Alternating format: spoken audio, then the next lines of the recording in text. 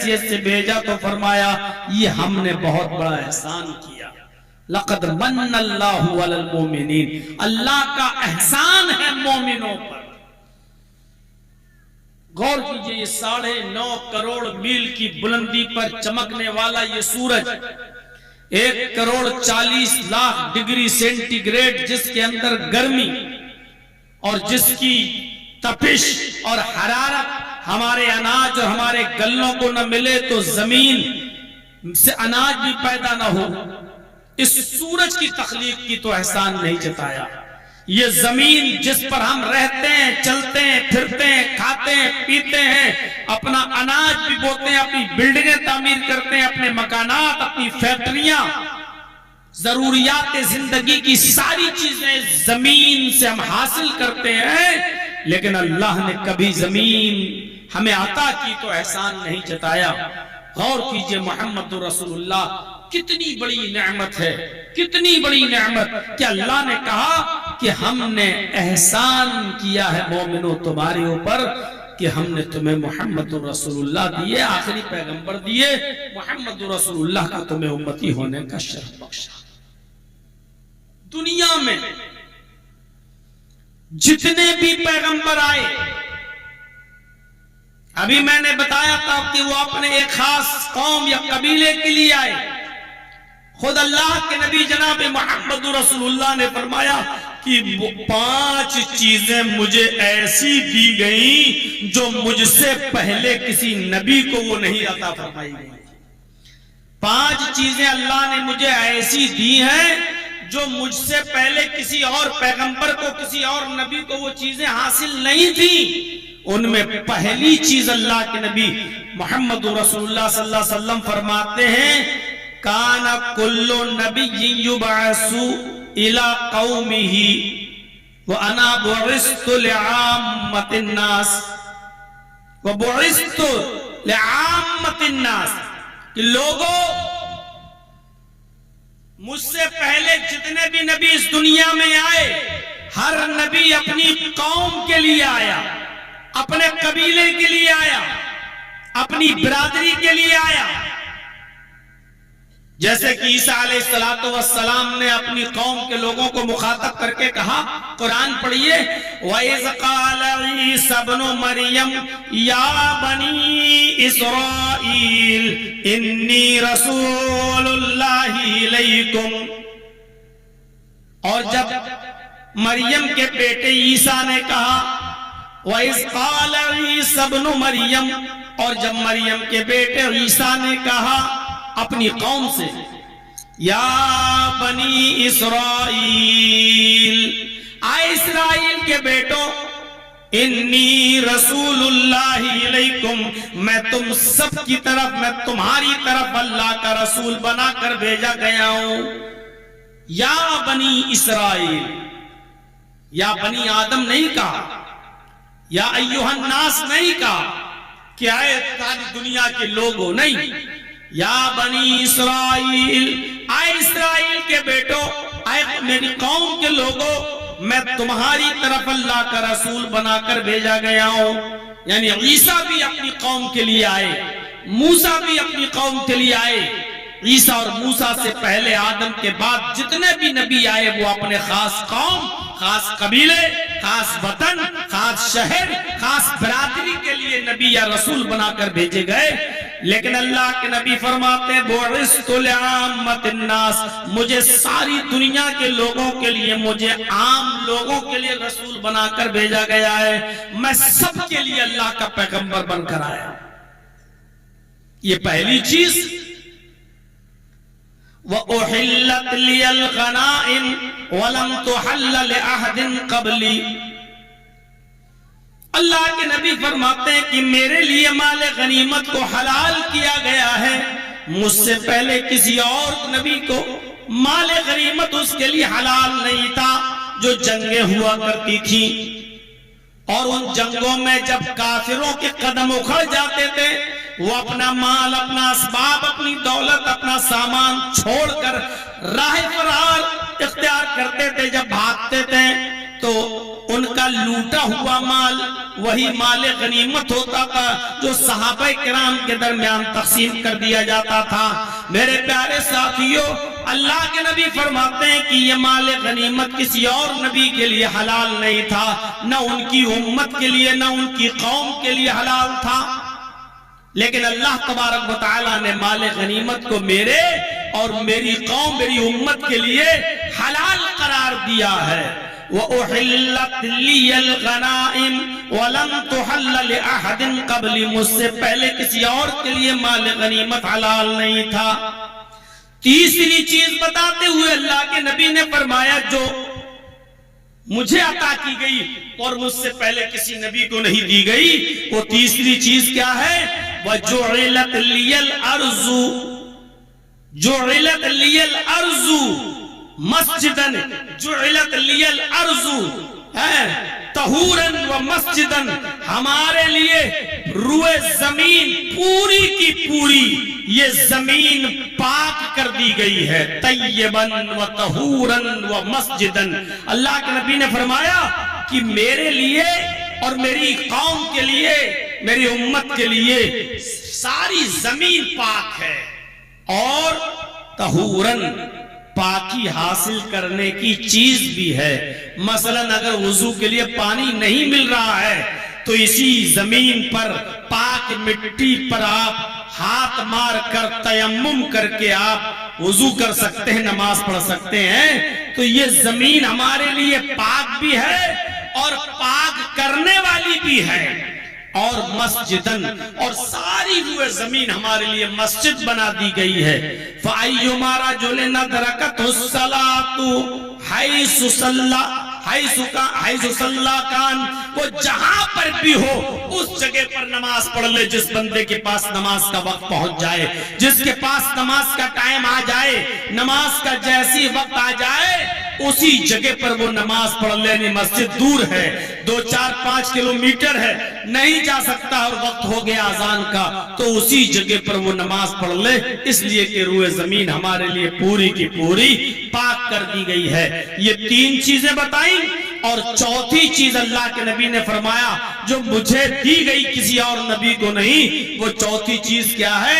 नुसिरतु बिर्रुब, रौब के जरिए मेरी मदद की गई है। मसीरत शहरिन, 1 महीने की मसाफत पर मैं होता हूं, 1 महीने की दूरी पर होता हूं। यानी अगर मेरा दुश्मन हम तक पहुंचना चाहे तो उसको घोड़े पर बैठकर सफर करने में, मुझ तक आने में 1 महीने का टाइम लगेगा।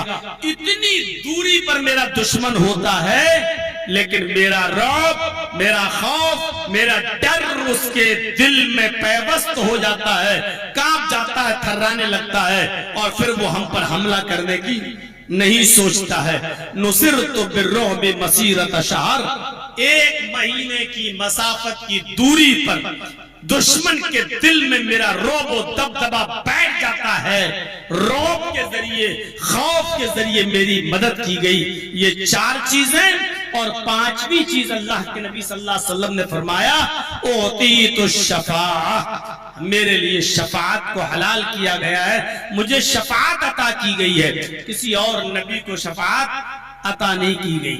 सारे लोग, सारे नबी कयामत के दिन मना कर देंगे। आदम, नूह, मूसा, ईसा, जकरिया, यहया, याकूब, यूसुफ मना कर देंगे। लोगों को कहेंगे कि मैं तुम्हारी सिफारिश नहीं कर सकता। वो अपनी खताएं बताएंगे कि हमसे ये हो गया था, हमसे ये हो गया था, मैं इस लायक नहीं हूं कि मैं तुम्हारी सिफारिश करा सकूं, मैं इस लायक नहीं हूं कि मैं तुम्हारी बख्शिश करा सकूं। तुम सब मुहम्मदुर रसूलुल्लाह सल्लल्लाहु अलैहि वसल्लम के पास जाओ।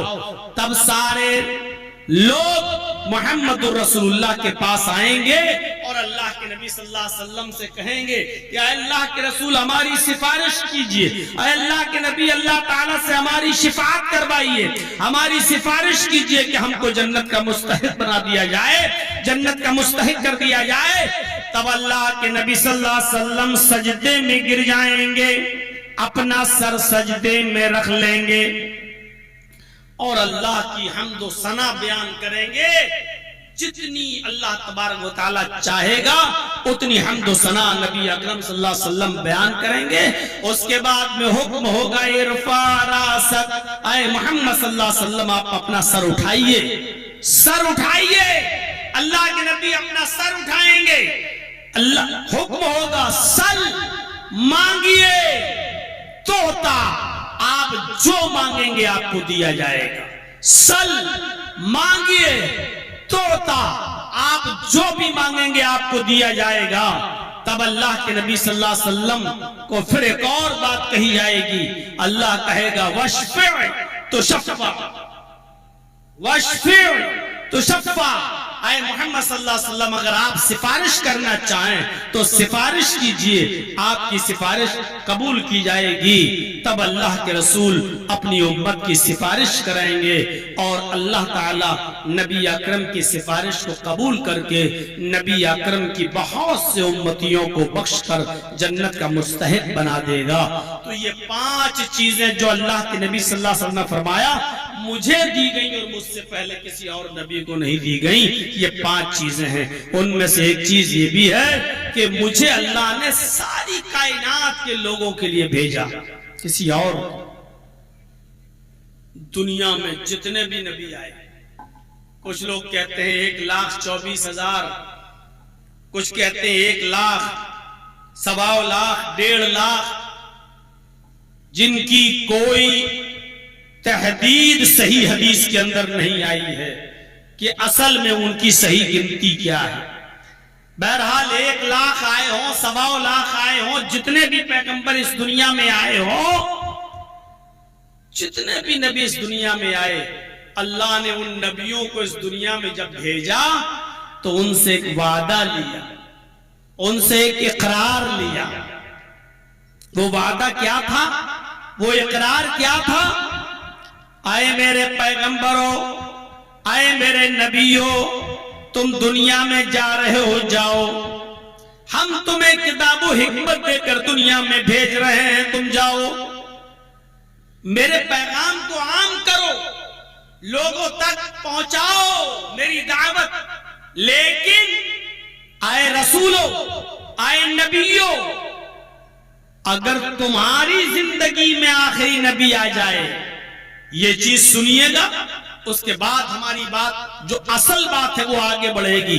अल्लाह के नबी सल्लल्लाहु अलैहि वसल्लम, कुरान क्या कहता है? जितने भी नबी इस दुनिया में आए, अल्लाह ने सारे नबियों से एक वादा लिया, हमने तुम्हें किताब दी, हिकमत दी, भेजा, जाओ पैगाम पहुंचाओ मेरा लोगों तक। लेकिन अगर तुम्हारी जिंदगी में मेरा आखिरी नबी आ जाए, अगर तुम्हारी जिंदगी में आखिरी रसूल आ जाए, अगर मेरा वो आखिरी पैगंबर तुम्हारी जिंदगी में आ जाए, तो फिर तुम्हारी नबुव्वत खत्म हो जाएगी, तुम्हारी रिसालत खत्म हो जाएगी और तुम सबको आखिरी नबी पर ईमान लाना होगा और उसकी मदद करना होगी।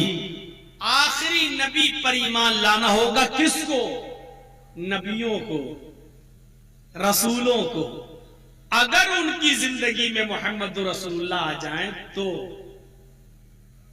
वइज़ा ख़ज़ल्लाहु मीसाक़न नबिय्यीन लमा आतैतुकुम मिन किताबिन व हिकमा, जब अल्लाह ने नबियों से मीसाक लिया, एक अहद लिया, एक वादा लिया, ऐ नबियों तुम जा रहे हो मेरी दावत लेकर, किताब व हिकमत देकर हमने तुम्हें भेजा, तुम जा रहे हो, जाओ।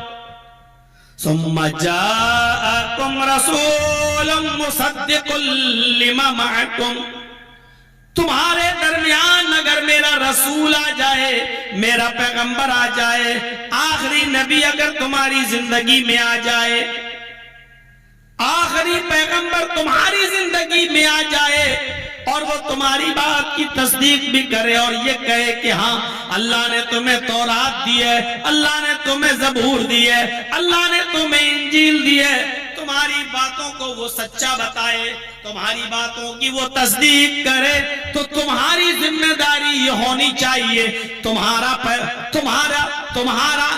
रूल ये होना चाहिए, तुम्हारी जिम्मेदारी ये होनी चाहिए, लतुमिनुन नबी, तुम्हारी नबुव्वत खत्म हो जाएगी, तुम्हारी रिसालत खत्म हो जाएगी।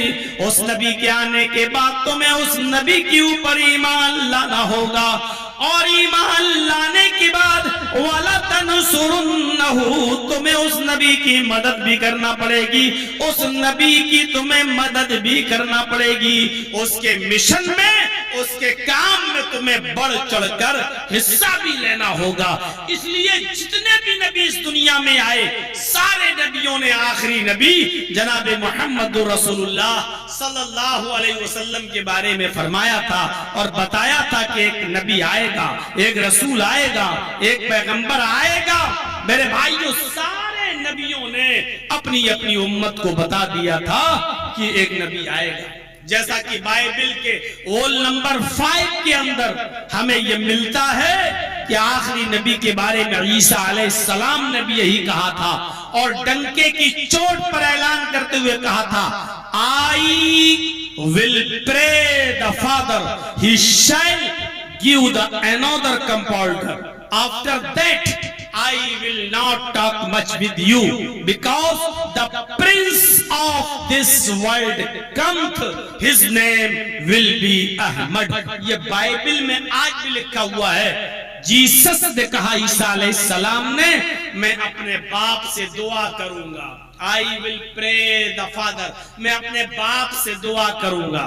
ये ईसाइयत के अंदर एक बड़ा अजीब मरहला है, मामला है। एक तरफ तो ये ईसाइयत कहती है कि ईसा का बाप, मैं अपने बाप से दुआ करूंगा, ईसा अलैहिस्सलाम कह रहे हैं, इसी बाइबल में लिखा है। और इसी बाइबल में ये भी लिखा है, Jesus says God is only one, he is alone, he has no father, no mother, no brother and no sister. ये भी बाइबल में लिखा हुआ है कि ईसा ने कहा कि गॉड इज वन, अल्लाह एक है, he has no father, no mother, ना उसका कोई बाप है, ना माँ है, नो ब्रदर, ना भाई है, एंड नो सिस्टर, ना उसकी कोई बहन है। एक तरफ बाइबल में ये भी लिखा हुआ है। ईसा अलैहिस्सलाम ने ये कहा है, लेकिन यहां मैं बदला रहा हूं, क्या कहा, I will pray the father, मैं अपने बाप से दुआ करूंगा, he shall give the another compounder, कि वो तुम्हें दूसरा रहबर दे, मार्गदर्शक दे, रास्ता दिखाने वाला तुम्हें दे, दूसरा दे, मैं नहीं, मेरे अलावा कोई दूसरा दे। क्यों दे? I will not talk much with you, अब मैं तुमसे कुछ नहीं कहूंगा। The prince of this world come, इस दुनिया का शहजादा आने वाला है, इस दुनिया का शहजादा तशरीफ लाने वाला है, इस दुनिया का शहजादा आएगा। इसलिए मैं अब कुछ नहीं बोलूंगा तुमसे, मैं अब कुछ नहीं कहूंगा तुमसे। उस शहजादे के इस दुनिया में आने के लिए मेरा जाना जरूरी है। ईसा अलैहिस्सलाम कह रहे हैं, जब तक मैं नहीं जाऊंगा वो नहीं आएगा। उसके आने के लिए मेरा जाना जरूरी है। वो आएगा, his name will be Ahmad, उसका नाम अहमद होगा, उसका नाम अहमद होगा। ये बाइबल में लिखा और यही बात कुरान ने कही है।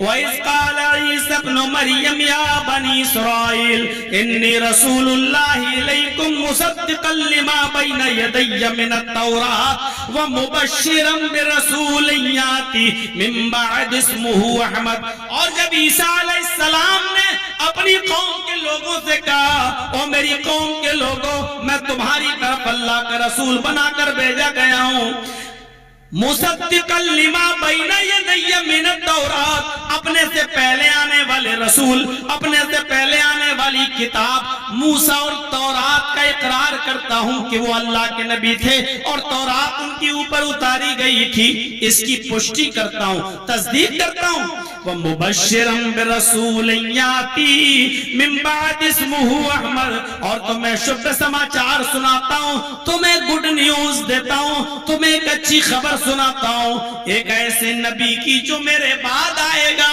ईसा अलैहिस्सलाम कह रहे हैं, एक ऐसे रसूल की तुम्हें गुड न्यूज देता हूं, एक ऐसे रसूल की तुम्हें खुशखबरी सुनाता हूं जो मेरे बाद आएगा। इस्मुहु अहमद, उसका नाम अहमद होगा। His name will be Ahmad. Bible में भी यही कहा गया कि उसका नाम अहमद होगा।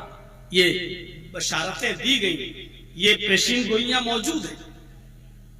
मेरे भाइयों, दुनिया में जितने भी रसूल आए, जब सबने बशारत दी, तो ऐसा कैसे हो सकता है कि हमारे बिरादरान वतन, हमारे जिस मुल्क में हम रहते हैं, हमारे हिंदू भाइयों के दरमियान कोई नबी ना आया हो?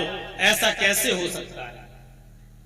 वलिकुल्ल कौमिन हाद, हमने हर कौम के अंदर एक डराने वाला भेजा है।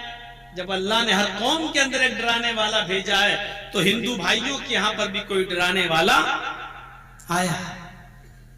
वलक़द बाअसना फी कुल्लि उम्मतिन रसूलन अन अअबुदुल्लाह वज्तनिबुत तागूत। अल्लाह फरमाता है, हमने हर उम्मत के अंदर एक रसूल भेजा। वलक़द बाअसना फी कुल्लि उम्मतिन रसूलन, हमने हर उम्मत के अंदर एक रसूल भेजा। वो ये दावत लेकर गया, अनअबुदुल्लाह, लोगों एक अल्लाह की इबादत करो, वज्तनिबुत तागूत, और तागूत की पूजा से बचो। इस आयत में भी अल्लाह ताला ने फरमाया हर उम्मत के अंदर एक रसूल भेजा। तो हमारे हिंदू भाई भी तो किसी न किसी की उम्मत हैं। इनमें भी कोई नबी आया, इनमें भी कोई रसूल आया।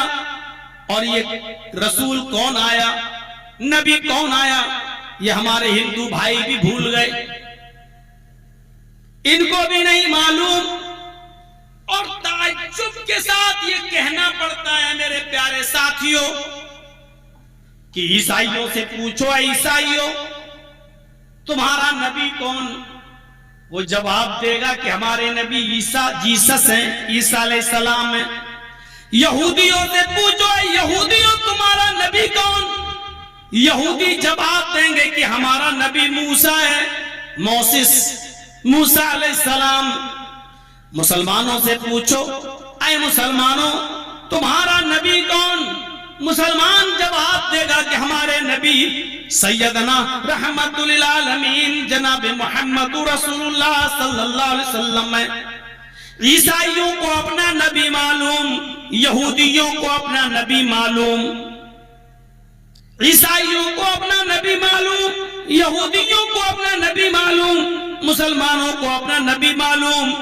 आप इस देश के 1 करोड़ 1 अरब 100 करोड़ हम अपने हिंदू भाइयों से पूछो, सवाल करो, मेरे भाइयों से पूछो कि तुम्हारा ऋषि कौन, तुम्हारा पैगंबर कौन, तुम्हारा मुनि कौन, तुम्हारा अवतार कौन? वो कहेंगे राम भी अवतार थे, भगवान कृष्ण जी भी अवतार थे। इनसे सवाल करो तो ये कहेंगे कि हम तो 33 करोड़ देवी देवताओं को पूजने वाले हैं, हमारा कोई एक नबी नहीं है, हमारा कोई एक रसूल नहीं है। आज भी हजारों पाबंदियों के बावजूद, हाई कोर्ट के डायरेक्शन के बावजूद, हिम्मत करके कुछ जुर्रत करके तुम्हारे दरमियान कुछ बात कर रहा हूं। मेरे प्यारे साथियों, आज भी हमारे हिंदू भाइयों के पास कोई नबी नहीं, उनको मालूम ही नहीं कि हमारा नबी कौन।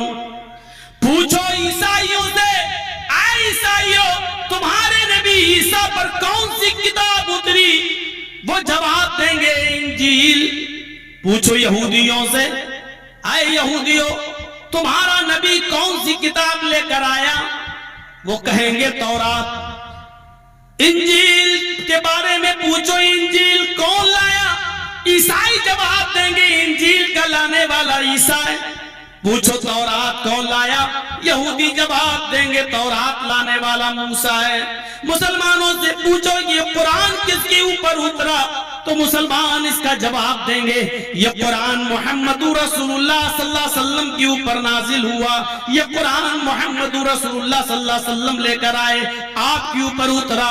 पूछो हिंदू भाइयों तुम्हारे वेद, ऋग्वेद, यजुर्वेद, अथर्ववेद, सामवेद जिनको तुम आसमानी किताबें कहते हो, जिनको तुम आकाशीय ग्रंथ कहते हो, ये किताबें, ये ग्रंथ किस नबी पर उतरे? कहेंगे नहीं मालूम। आज हिंदू भाइयों में वेद पढ़ने का रवाज खत्म हो गया है। आज गीता पढ़ने का रवाज है या रामायण पढ़ने का रवाज है। मेरे भाइयों, उनकी आसमानी किताब, जिसको वो आसमानी किताब मानते हैं, आज जाइए मुहाने चौराहे के तमाम हिंदू भाइयों से पूछो, आपके आसपास हजारों गांव हैं, इस सिद्धार्थ नगर बस्ती में हजारों गांव हैं, आप किसी हिंदू भाई से पूछो कि तुम्हारे यहाँ वेद हैं, तुमने कभी वेद पढ़ा है? वो कहेंगे पढ़ना तो छोड़ो, देखना भी नसीब नहीं हुआ। यही जवाब मिलेगा। किसी भी हिंदू भाइयों से पूछो, पूरे सिद्धार्थ नगर की बस्ती में क्या तुमने वेद पढ़ा है? ऋग्वेद पढ़ा है, यजुर्वेद पढ़ा है, अथर्ववेद पढ़ा है, सामवेद पढ़ा है? वो कहेंगे अरे मुल्ला जी, पढ़ना तो छोड़ो, हमने देखा नहीं है। यही तो कुरान की खुसूसियत है। किसी मुसलमान बच्चे से पूछो, बेटा तुमने कुरान देखा है? वो कहेगा देखना तो छोड़ो, रोजाना मेरी अम्मी मार मार के मुझे मस्जिद के इमाम के पास भेजती हैं। हम तो रोजाना कुरान पढ़ते हैं, हम तो रोजाना कुरान की तिलावत करते हैं और रोजाना नाज़िरत पढ़ रहे हैं, कोई हाफजा कर रहा है। मेरे भाइयों, यही तो कुरान का एजाज है। आज हमारे हिंदू भाइयों ने अपना नबी भी खो दिया है। आओ मैं तुम्हें तुम्हारा खोया हुआ नबी दे रहा हूं। जो नबी तुम्हारे दरमियान आया, उसी नबी ने, उसी रसूल ने, उसी पैगंबर ने, उसी मुनि ने, उसी महापुरुष ने यह मंत्र भी कहा था, इत्थे कलो गत्पराय जनेषु खरगर मिड़ी धर्म त्राणाय सत्वरे भगवानो दृश्यति। कितना शानदार मंत्र है। काश इस मंत्र को बताने वाले भी हमारे पंडित जी होते। एक मुल्ला मौलवी बता रहा है, उसी का उपदेश दिया जा रहा है। इत्कलो गत्प्राय जनेषु घर घर मिड़ी। कलयुग के कुछ गुजर जाने के बाद, कलयुग ये तो सभी जानते हैं, हिंदू भाइयों में 4 युग माने जाते हैं, सतयुग, त्रेता युग, द्वापर युग और कलयुग। सतयुग जिसमें सब अच्छे ही अच्छे थे, कोई बुरा नहीं था, उसको बोलते हैं सतयुग। त्रेता युग, बुराइयों ने कुछ जन्म ले लिया था, फिर भी नेकियां हावी थी, अच्छाइयां हावी थी, नेकियां हावी थी और बुराइयां कम। उस जमाने को क्या कहते हैं? त्रेता। और द्वापर, बुराइयां ज्यादा हो जाएं और नेकियां कम, जिसमें बुरे लोग ज्यादा हों और अच्छे कम, उसको कौन सा युग कहा जाता है? द्वापर। हिंदू धर्म के मुताबिक त्रेता, सतयुग खत्म हो गया है, अब कोई सच्चा नहीं। त्रेता भी चला गया, द्वापर भी चला गया, अब ये चल रहा है कौन सा? कलयुग। और कलयुग का मतलब होता है जिसमें अच्छे हो ही नहीं, सब बुरे ही बुरे। जैसे सतयुग में सब अच्छे और कलयुग में सब बुरे, त्रेता में अच्छे ज्यादा और बुरे कम, द्वापर में बुरे ज्यादा और अच्छे कम। सतयुग खत्म हो गया, त्रेता खत्म हो गया, द्वापर खत्म हो गया, ये कौन सा युग चल रहा है? कलयुग। और क्या कहा गया है इस मंत्र में? श्रीमद् भागवत महान पुराण स्कंद 12 अध्याय 2 और मंत्र नंबर 18। ये मैंने हवाला दे दिया आपको। और अल्हम्दुलिल्लाह, अल्लाह का शुक्र है कि कोई भी, हमारे दुश्मनों ने हमारे ऊपर गलत इल्जामात तो लगाए, लेकिन कोई भी आदमी हमें रामायण, गीता, बाइबल और हिंदू धर्म के इन किताबों के हवाले के सिलसिले में कोई केस में हमें गलत साबित नहीं कर पाया आज तक कोर्ट में और अदालत में, और न उस पर हमारे ऊपर कोई मुकदमा दर्ज है, कुछ नहीं है। क्योंकि हिंदू भाई भी चाहते हैं कि हमें कोई सही बात बताने वाला हो, और मुसलमान भी चाहते हैं कि हमें सही रास्ता दिखाने वाला कोई हो, और अच्छे लोगों की कद्र हर जमाने में हुई है। अगर हमारे हिंदू भाइयों को यह पता चल जाए कि हमारे धर्म के बारे में जानकारी रखता है, अच्छी जानकारी, तो आपकी बहुत इज्जत करेंगे, आपका बहुत सम्मान करेंगे, आपको वो अपनी कुर्सी छोड़कर आपको अपनी कुर्सी पर बिठाएंगे, क्योंकि इल्म की कद्र हर जमाने में हुई है।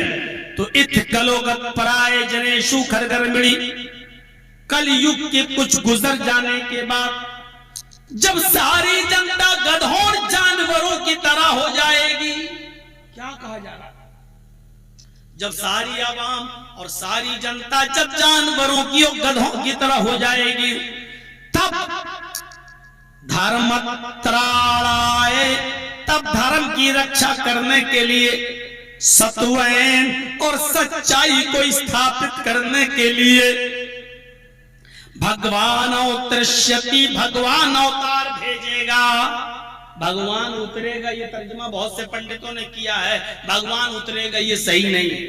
क्यों? क्योंकि भगवान नहीं उतरता है। हमारे हिंदू भाइयों में यह अकीदा है कि ईश्वरत्व का मनुष्यत्व में परिणित होना, यह अवतार का माना लिखा हुआ है नालंद विशाल शब्द सागर में, डिक्शनरी में। ईश्वरत्व का मनुष्यत्व में परिणित होना, यानी अल्लाह मनुष्य की शक्ल धारण करके पृथ्वी पर अवतार लेता है। यानी पृथ्वी पर कोई मनुष्य नहीं आता, बल्कि स्वयं ईश्वर इंसान की शक्ल में मनुष्य बनकर दुनिया में आता है। वो भगवान ही होता है, वो ईश्वर ही होता है, वो मनुष्य का रूप धारण करता है। मेरे भाइयों, कितनी गलत बात है। ईश्वर को, अल्लाह को किसी की मां के पेट में आने की क्या जरूरत, वहां से पैदा होने की क्या जरूरत, फिर अपनी मां के दूध के मोहताज होने की क्या जरूरत, धीरे धीरे परवान चढ़ना और बड़े होने की क्या जरूरत। क्या भगवान भी, क्या ईश्वर भी इन मरहलों से, इन श्रेणियों से गुजरेगा?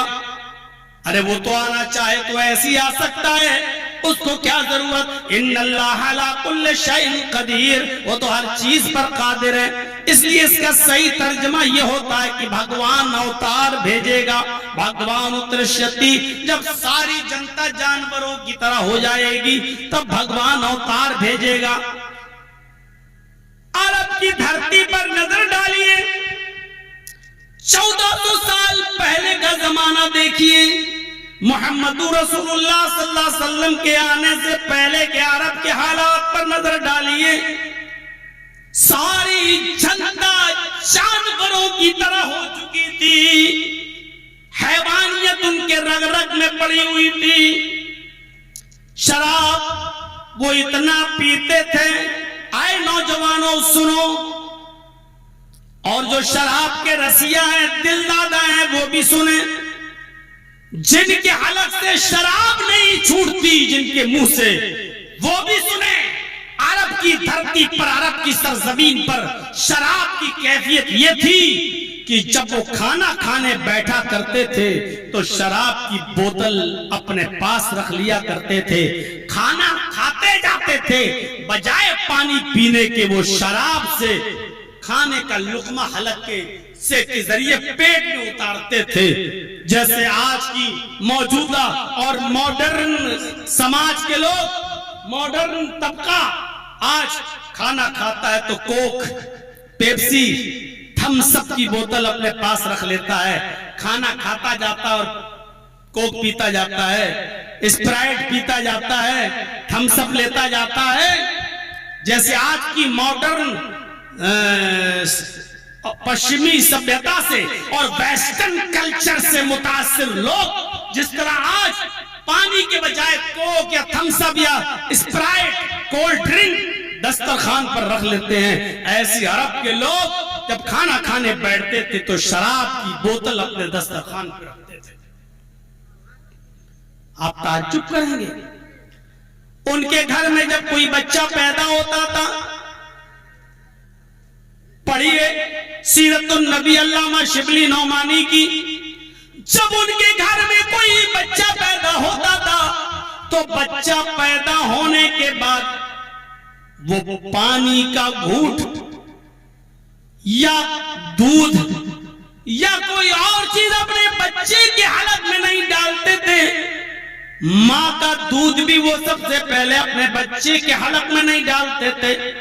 जब उनके यहां कोई बच्चा पैदा होता था तो शराब की बूंदें, शराब के कतरे उस बच्चे के हलक में, उसका मुंह खोलकर उसके हलक में डाला जाता था और उसके बाद में जश्न मनता था कि मेरे बेटे के, मेरे बच्चे के पेट में सबसे पहले हमारी महबूब चीज, हमारी पसंदीदा चीज शराब गई। मुस्नद अहमद की हदीस पढ़िए तो उसमें यह लिखा है, शराब के हराम होने से पहले, जब शराब हराम नहीं हुई थी तो एक सहाबी ने शराब पी ली और शराब के नशे में वो भूल गया कि बेटी कौन है और बीवी कौन है। शराब के नशे में आने के बाद उसने अपनी बेटी का हाथ पकड़ लिया, भूल गया और ले जाने लगा अपनी बेटी को तन्हाई में। बेटी चीखी, जब बेटी चिल्लाई तो मां ने सुना और मां दौड़ती हुई आई तो अपने हस्बैंड से, अपने शौहर के हाथों से अपनी बेटी को छुड़ाया और इस आदमी को, अपने शौहर को कमरे में बंद कर दिया। जब कुछ देर के बाद नशा उतरा तब उस आदमी ने अपनी बीवी को पीटना शुरू किया। जब पीट पीट कर थक गया तो बीवी ने कहा कि मुझे क्यों पीटा? कहा कि तुमने मुझे कमरे में बंद क्यों कर दिया? कहा इसलिए बंद किया कि तुमने शराब पी रखी थी। शौहर ने कहा कि शराब तो मैं पीता ही हूं। कहा आज कुछ ज्यादा ही पी ली थी। शौहर ने कहा कभी कम कभी ज्यादा, ये तो चलता रहता है, तुमने मुझे बंद क्यों किया? तब बीवी ने बताया कि तुम्हें आज इसलिए बंद किया कि कभी ज्यादा कभी कम ये शराब तुम पीते रहे, लेकिन आज इतनी पी ली कि बीवी में और बेटी में फर्क नहीं कर सके, बीवी और बेटी में अंतर नहीं कर सके। कहा क्या हुआ? कहा कि तुमने बेटी का हाथ पकड़ लिया। कहा कुछ हुआ तो नहीं। जवाब दिया कि अगर मैं वक्त पर ना आती तो बेटी का मुंह काला कर देते, बेटी की इज्जत व आबरू से तो खेल जाते। नजरें आसमान पे डाली और नौजवानों सुनो, इस सहाबी ने नजरें आसमान पे डाली और कहा आय अल्लाह, ये जमीन फट जाती, मैं इस जमीन के अंदर धंस जाता, ये मेरे लिए ज्यादा अच्छा होता इन जुमलों को सुनने से जो मेरी बीवी मुझे बता रही है। आय अल्लाह, क्या यही जुमले सुनने के लिए तूने मुझे जिंदा रखा है? आय अल्लाह, मैं वादा करता हूं आज के बाद शराब को हाथ नहीं लगाऊंगा। जब शराब हराम नहीं हुई थी, जब शराब हराम नहीं हुई थी, इसका नुकसान देखकर सहाबा तौबा कर लेते थे और अज़्म कर लेते थे कि अब शराब को हाथ नहीं लगाएंगे। आए नौजवानों, जब ये शराब तुम्हारे नबी जनाबे मोहम्मद रसूलुल्लाह हराम करार दे चुके हैं, तो आज तुम मुसलमान होकर तुम्हारा दिल, तुम्हारा गुर्दा, तुम्हारा कलेजा इस शराब को अपने मुंह तक ले जाने के लिए कैसे तैयार हो जाता है। ये भी नहीं सोचते कि शराब पीते पीते अगर रूह निकल गई तो हमारा ठिकाना क्या होगा, या शराब के नशे में जब तक रहे अगर इसी दौरान अगर हम मर गए तो हमारा ठिकाना क्या होगा, हम कहां जाएंगे, ये भी कभी तसव्वुर नहीं करते, ये भी तुम नहीं सोचते। अरब के अंदर शराब इतनी आम थी, इतनी आम थी, और जुआ कितना खेला जाता था वो आप सोच भी नहीं सकते। हमारे इधर भी जुआ खेला जाता है, हमारे समाज में भी, खुद मुसलमानों में भी बहुत से लोग जुआ खेलने के आदी हैं, लेकिन कब, जब इंडिया पाकिस्तान का मैच होगा तब सट्टा लगेगा, दड़ा लगेगा। जब T20 मैच होगा और इंडिया की टीमें आपस में भिड़ेंगी तब सट्टा लगेगा, तब जुआ खेला जाएगा। अरब की सरजमीन पर भी मेरे भाई ये जुआ खेला जाता था। नबी अकरम के आने से पहले जुए का ये हाल था कि एक जुआरी आदमी जुआ खेलकर अपनी रकम हार जाता था तो कहता था, लोगों अभी मैं हारा नहीं हूं, मेरे पास मकान है। फिर वो अपना मकान जुए में लगा दिया करता था, और जब मकान भी जुए में हार जाता था तो कहता था, लोगों अभी मैं हारा नहीं हूं। पढ़िए इब्नुल कय्यिम की ज़ादुल माद पढ़िए, अल्लामा इब्न कय्यिम की। वो कहता था, लोगों अभी मैं हारा नहीं हूं, मेरे पास मेरी बीवी भी है। वो जुए में अपनी जवान बीवी को, वो जुए में अपनी बीवी को भी लगा दिया करता था, और जब बीवी भी जुए में हार जाता था तो उसको उकसाया जाता था, कहो तुम तो दौलत भी हार गए, मकान भी हार गए, बीवी भी हार गए, अब क्या करोगे? कहने लगा, लोगों मुझे हारा हुआ क्यों कह रहे हो? मैं अभी हारा नहीं हूं, मेरे पास 16 साल की 18 साल की एक जवान बेटी भी है। वो अपनी 16, 17 और 18 साल की जवान बेटी को भी जुए में लगा दिया करता था, और जब वो भी हार गया तब कहता था, अब मैं हार गया। ये जुए का हाल था। अर्रहीकुल मख्तूम पढ़िए, सफीउर रहमान साहब मुबारकपुरी रहमतुल्लाह अलैह की। जिहालत इतनी ज्यादा आम थी और हैवानियत इतनी थी कि औरतें खाने काबा का बरहाना और नंगी होकर तवाफ किया करती थी। औरतें खाने काबा का बरहना होकर, नंगी होकर तवाफ किया करती थी, और उनके जिस्म पर कपड़े का एक तार भी नहीं हुआ करता था। मर्द तो कपड़ा पहनकर तवाफ करते थे, लेकिन औरतों को कपड़ा पहनकर तवाफ करने की इजाजत नहीं थी। औरतें खाने काबा का बिल्कुल बरहना होकर और नंगी होकर तवाफ किया करती थी। ये अरब के अंदर हैवानियत का आलम ये था। और शादियां कैसे होती थी आप ताज्जुब करेंगे। एक लड़का किसी लड़की को निकाह करके लाया, उसको अपने घर में लाया, लेकिन उसके रूम में, उसके कमरे में नहीं जाता था, उसके साथ शबे ज़ुफ़ाफ़ नहीं मनाता था, उसके साथ वो सोना जो एक शौहर का हक होता बीवी के साथ वो नहीं होता था। वो अपनी बीवी को निकाह करके तो लाया, लेकिन अपने दोस्त के हवाले कर देता था और कहता था कि मेरी बीवी को तुम ले जाओ और अपने पास रखो, इसके साथ रहो, खेलो कूदो, और जब मेरी बीवी प्रेग्नेंट हो जाए, जब ये हामिला हो जाए तो मुझे दे देना। जब वो लड़की उसके दोस्त किसी दूसरे लड़के से प्रेग्नेंट हो जाया करती थी, हामिला हो जाया करती थी, तब ये चाहता था तो अपनी बीवी को ले लेता था। और ऐसा इसलिए करता था, ऐसा इसलिए होता था अरब के अंदर, उससे उनका अकीदा और आस्था ये थी कि ऐसे बच्चे नेक और शरीफ पैदा होते हैं। जैसे हमारे समाज में बहुत से लोग नंगे घूमते हैं और औरतें उनके ऊपर दूध डालती हैं, और वो दूध जब उनकी शर्मगाह से बहता हुआ आता है तो उसी को गर्भवती प्रेग्नेंट औरतों को पिलाती हैं, और अकीदा ये होता है कि बच्चा जो पेट में वो शरीफ पैदा होगा। अब शर्मगाह की तरफ से बहता हुआ दूध प्रेग्नेंट औरत पिएगी तो बच्चा कितना शरीफ होगा और कितना हरामी, ये तो बाद में पता चलेगा जब वो पैदा होगा। लेकिन तसव्वुर कीजिए, अब इससे ज्यादा अगर कहूंगा तो मुकदमा ठुक जाएगा। मेरे भाइयों, हमको भी थोड़ा सा बचाव अख्तियार करने दीजिए, सुनते चलिए। ये हालत थी अरब की सरजमीन की, ये हालत है अरब के कि एक औरत जब प्रेग्नेंट हो जाया करती थी तब उसको बुला लिया करता था। ये बुखारी किताब निकाह में जमाने जाहिलियत के निकाह में ये वाकया लिखा हुआ है। आगे एक और वाकया लिखा हुआ बुखारी में।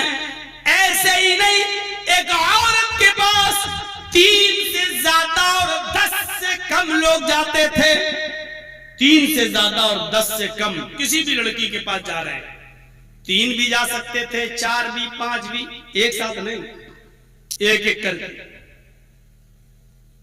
3 भी हो सकते थे पूरे साल में, 4 भी हो सकते थे, 5 भी, 6, 7, 8, 9, 10 से ज्यादा नहीं। और 10 से ज्यादा वो किसी को आने भी नहीं देती थी अपने पास। पूरे साल तक 3, 4, 5, 6, 7, 8, 9, 10 तक लोग उसके पास आते रहते थे, मिलते रहते थे, उसके साथ मुजामियत होती रहती थी, उसके साथ जिना होता रहता था। जब वो औरत बच्चा पैदा करती 9 महीने के बाद, जब उस लड़की के बच्चा पैदा होता तो वो उन सबको बुलाती, जितने लोग उसके पास आ चुके वो सबको बुलाती और सबको बुलाने के बाद अपने पास बिठाती और कहती, तुम लोगों का जो मामला वो तो तुम जानते ही हो, तुम हमारे पास आ चुके हो, तुम हमारे पास आ चुके हो, तुम जितने बेटे हो तुम सबने मेरे साथ जिना किया, तुम सबने मेरे साथ मुजामियत की है। अब ये मेरे बच्चा पैदा हुआ है, अब इस बच्चे का कोई मालिक बनना चाहिए, मेरा कोई हस्बैंड होना चाहिए। इसलिए उस औरत को इख्तियार था, उस औरत को ये अथॉरिटी थी कि अपना बच्चा उठाती और उन 10 लोगों में से जितने लोग उसके पास आए, उन लोगों में से जिसकी गोद में ये बच्चा रख देती थी, ये उसी का बच्चा मान लिया जाता था, ये उसकी बीवी मान ली जाती थी और वो आदमी उसका पति, उसका हस्बैंड मान लिया जाता था। और फिर वो बच्चे के साथ, बच्चे को लेकर उसी आदमी के साथ उसके घर में शिफ्ट हो जाती थी। ये शादी का दूसरा तरीका था अरब के अंदर, ये शादी का दूसरा तरीका था अरब के अंदर। और एक तरीका एक और था जो इससे भी ज्यादा खतरनाक, और वो तरीका ये था अरब के अंदर शादी का कि कुछ औरतें अपने घरों में हरी झंडियां लगा कर रखती थी। ग्रीन फ्लैग का मतलब होता था, हरी झंडी का मतलब होता था कि मेरे पास जो आना चाहे आ जाए, पूरे साल तक उनके पास जो जाना चाहे जाता रहता था। जब उसके बच्चा पैदा होता था तो वो सबको बुलाती थी, जितने लोग भी उसके पास जा चुके हैं पूरे साल तक, बच्चे के पैदा होने तक जितने भी लोग उससे मिल चुके वो सबको बुलाती, और मजाल कि कोई ना आए नहीं, सबको आना पड़ता था, सब आते थे। और खाने काबा से एक कयाफा शनास को बुलाया जाता था, शक्ल देखकर पहचानने वाला। हमारे यहां होते नहीं, मजारों पे मजावर बैठे होते हैं और मंदिरों में ठेकेदार, ये सब जो होते हैं ना, तो ऐसी खाने काबा से काहिन को बुलाया गया और बुलाया जाता था और उसकी गोद में बच्चा दे दिया जाता था। वो बच्चे को अपनी गोद में लेकर ऐसे देखता था और उन सब की शक्ल से मिलाता था, जितने लोग उस औरत से मिल चुके हैं उससे मिलाता था कि किस आदमी की शक्ल इस बच्चे से मिल रही है। और जब कयास कर लेता था कि ये होगा इसका बाप, उसी की गोद में ये बच्चा रख देता था और उस औरत को उस आदमी के हवाले करके बच्चे के साथ रुखसत कर दिया जाता था। ये शादियों के तरीके थे अरब की सरजमीन पर। हम कहां हैं, कैसी फिजा में हैं? ये जानवरियत थी। इत्कलो गदपराए जनेशु खर गरमी, जब सारी जनता गधों और जानवरों की तरह, जनेशु सारी जनता, खर गर मिड़ी, संस्कृत में भी खर को गधे को कहते हैं, और फारसी में भी गधे को कहते हैं। जब सारी जनता जानवरों गधों की तरह हो जाएगी, तब धर्म की रक्षा करने के लिए भगवान अवतार भेजेगा। मेरे भाइयों, शराब के हालात बता दिए, जुए के हालात बता दिए, औरतें खाने काबा का नंगा तवाफ करती थी, बता चुका हूं। ये हालात शादी के इस तरीके के शादियां होती थी, ये बता चुका हूं। लड़कियों का हाल ये था कि जब वो अपनी माँ के पेट से बाहर आती, पैदा होती, तो माँ डरती रहती, अल्लाह कहीं लड़की ना पैदा हो जाए। अगर लड़की पैदा हुई तो इसको इसका बाप समाज के लोगों से मजबूर होकर किसी कब्र में गाड़ देगा, किसी कब्र में दफन कर देगा। मेरे भाइयों, औरत बच्चा बाद में पैदा करती थी। उस औरत के बच्चा पैदा करने से पहले जंगल में गड्ढा खोद दिया जाता था। अगर लड़की पैदा हुई तो उसको उठाकर इसी गड्ढे में डाल दिया जाएगा, इसी गड्ढे में दफन कर दिया जाएगा। और लड़का पैदा हुआ तो कोई बात ही नहीं। एक तो ऐसा मंजर सामने आया कि 4 साल तक अपनी बच्ची को पाला पोसा, और 4 साल तक पालने पोसने के बाद जब कौम और समाज के हाथों मजबूर हो गया तो कहने लगा, मेरी बीवी, मैं अपनी बच्ची को अब नहीं पाल सकता। मैंने पाल पोस कर 4 साल का कर दिया, लेकिन बाहर निकलता हूं तो ताने सुनता हूं, कहीं बैठता हूं तो ताने सुनता हूं। ये समाज के लोग मुझे अपने पास बिठाना भी गवारा नहीं करते, कहते हैं कि ये लड़की का बाप है। अरे बड़की बात बड़ी होगी तो हम उससे शादी करेंगे, ये हमारा ससुर बन जाएगा, मैं उसका दामाद बनूंगा। अरे इसकी लड़की फला फला के साथ ब्याह कर दी जाएगी, ये फला को अपना दामाद बनाएगा। इस तरीके के ताने मार मार कर मुझे रुस्वा करते, मुझे जलील करते। मेरी बीवी, मेरी बच्ची को नहला दो, धुला दो, कपड़े पहना दो, मैं मेले के बहाने ले जाऊंगा और आज दफन कर दूंगा। बीवी ने कहा दफन ही करना था तो पैदा होते ही कर देते, अब क्यों कर रहे हो? जब वो अब्बू अब्बू और अम्मी अम्मी कहने लगी, फरमाया मेरी बीवी, ज्यादा तुम मुंह मत चलाओ, ज्यादा तुम मुंह मत चलाओ, तुम बहुत मुंह चलाती हो, जैसा कह रहा हूं वैसा करो। औरत की हैसियत ही क्या थी? अरे औरत को कभी किसी समाज ने हैसियत ही कहां दी है, हैसियत ही कहां दी है? मेरे भाइयों, बुद्धिज्म में, या आप बगल में चले जाइए, लुम्बिनी है आपके, नेपाल बॉर्डर क्रॉस करिए और लुम्बिनी से बुद्धिज्म खरीद के लाइए।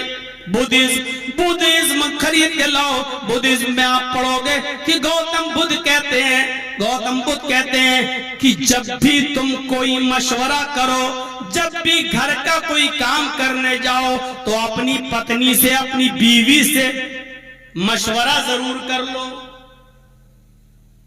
और वो जो भी मशवरा दे उसके उल्टा करो। ये गौतम बुद्ध कहते हैं कि जब भी घर में कोई काम करने जाओ तो अपनी पत्नी से मशवरा करो, अपनी बीवी से मशवरा करो, और मशवरे में वो जो बोले उसका उल्टा करो, क्योंकि औरत उल्टी खोपड़ी लेके पैदा हुई है, उल्टी खोपड़ी लेके पैदा हुई है। ये गौतम बुद्ध ने कहा। मुझे बताओ, और हिंदू धर्म के अंदर मनुस्मृति पढ़ो तो लिखा कि बाबा आदम को, आशु को जन्नत से निकलवाने वाली यही शत्रुपा थी, यही हव्वा थी।